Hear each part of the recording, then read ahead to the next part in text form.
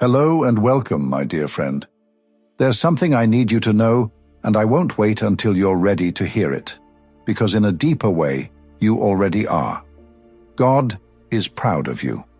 Not because you followed the rules perfectly, not because you stayed calm when you were supposed to scream, not even because you kept faith when everything tried to bury it. God is proud of you because you kept becoming, even when everything around you told you it would be easier to just stop. And maybe you didn't always hear that in the past. Maybe nobody said it to you when you were younger, when you did the right thing with shaking hands, when you gave away your last bit of strength and still didn't receive what you needed.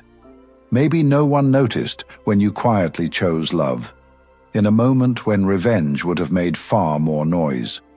But heaven did. That's the part you need to sit with today. Nothing good you've done has gone unseen.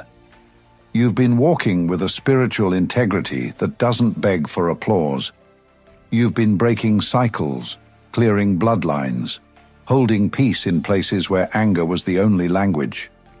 You've made healing decisions without any guarantee of reward, and every time you did, you built something eternal. You see, God isn't impressed by appearances. You don't win divine favor by performing your pain correctly. That's not what this is. That's not who you are. You're not being recognized for suffering quietly.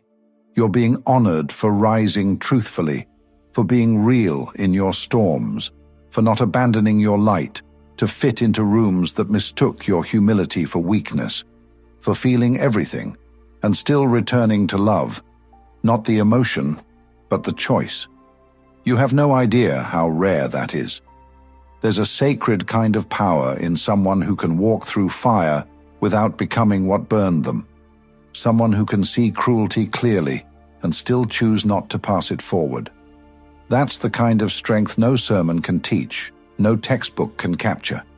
And you, whether you realize it yet or not, are carrying that exact kind of power.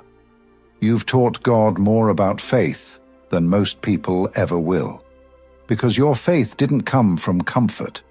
It was carved out of the in-between, formed in the places where nothing made sense, and still, you didn't give up on the story. That's why the blessings coming to you now feel different. It's not just your time in some generic cosmic cycle. It's the moment when your truth finally starts to echo louder than your trials. You earned this season in silence, through late nights no one knew about, through self-restraint that looked like defeat to people who never understood your discipline, through decisions that made no sense on paper but aligned perfectly with your spirit. So now something shifts. The light you've been cultivating in private starts to ripple outward. The peace you used to fight for shows up with less resistance, and people begin to feel something around you that even they can't explain. That's not a coincidence. That's the fruit of a soul that didn't quit. And maybe you still feel unsure about it. Maybe you're still getting used to the idea that goodness is allowed to come to you without chaos as its price tag. Maybe joy still feels foreign, like a language you used to speak fluently but forgot after too many years of survival. That's okay. It's returning now. And not because you manifested it perfectly, not because you finally found the right words to say in prayer, but because even when you doubted yourself, God didn't. The divine knew exactly what it was doing when it put that spirit in your body, when it gave you eyes that see deeper, a heart that feels further, a voice that carries more weight than you know. You are what healing looks like in motion. You are what integrity looks like in a world that rewards performance. You are what it means to walk as a soul that remembers its source, even when the world forgets. And listen, it hasn't been easy. The most sacred transformations rarely are. There were nights when you didn't sleep, mornings when you didn't want to wake up and try again, moments where everything in you wanted to retaliate, but instead you released. And that version of you, that quiet warrior, That's the one heaven celebrates the loudest. Not the perfect you, not the polished you, but the honest you. The one who wrestled, the one who stayed, the one who surrendered without quitting. You don't need to earn a seat at the divine table anymore. You've already built it, with your resilience, with your love, with your choice to keep walking when you had every reason to sit down. And now, that seat is being prepared, because the God who watched you through every battle is now placing honor in your hands. And it's not a favor, it's a response. So here you are now, standing at the edge of a life that finally recognizes you. And maybe it feels strange. Maybe you're not used to this kind of ease, to doors opening without a fight, to people seeing your value without you having to first prove your pain. But let me say it clearly, it's your turn now. Not just for peace, but for joy. Not just for survival, but for expansion.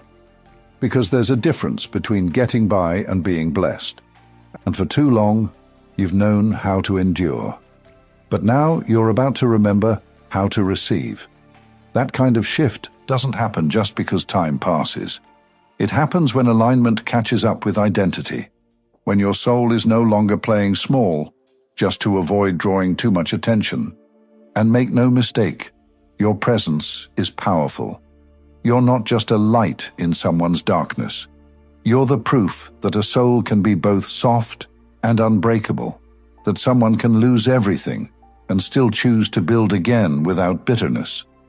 You carry the kind of grace that makes people question their masks, the kind of truth that doesn't need to scream to be heard. And now, the universe is answering you back, not just in signs and whispers, but in real, tangible shifts. Opportunities that find you without effort, relationships that don't exhaust you just to feel seen. Paths that once felt blocked beginning to clear in front of you, not because it's finally easy, but because you've become ready. You didn't skip steps to get here. You lived every inch of this story. And don't let anyone make you feel like you have to explain that. You don't have to recount your scars for them to respect your strength. You don't owe anyone your journey just to validate your destination. Let them wonder. Let them question how you got here. God saw it all. God kept count when no one else could. You were seen in every silent prayer, in every moment of restraint, in every quiet decision to not go back to the version of you that begged for crumbs when you were born to command the feast. You've grown in a way that no algorithm can capture, no camera can show.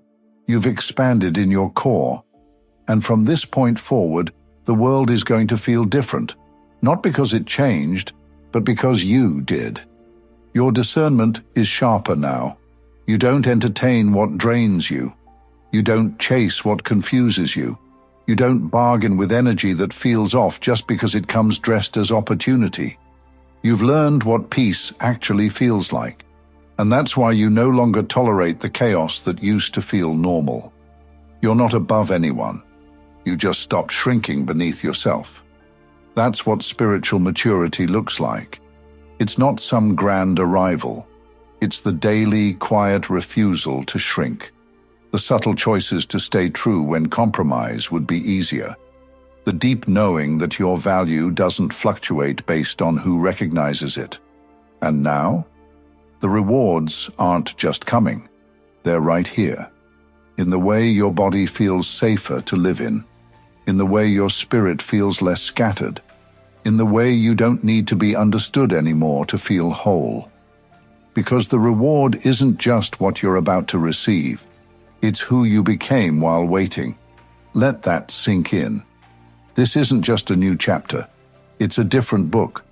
The rules are not the same. The version of you who needed everyone's approval doesn't run this story anymore. The version of you who mistook loyalty for self-betrayal doesn't hold the pen. You do. And the hand that holds that pen was kissed by God before it ever knew what power it carried. So write boldly, live truthfully, choose with confidence, not because you've never failed, but because every fall was a rehearsal for your rise. Every decision, every heartbreak, every lonely moment, every time you started again, even when you were still bleeding from the last ending, it was all counted, it was all held,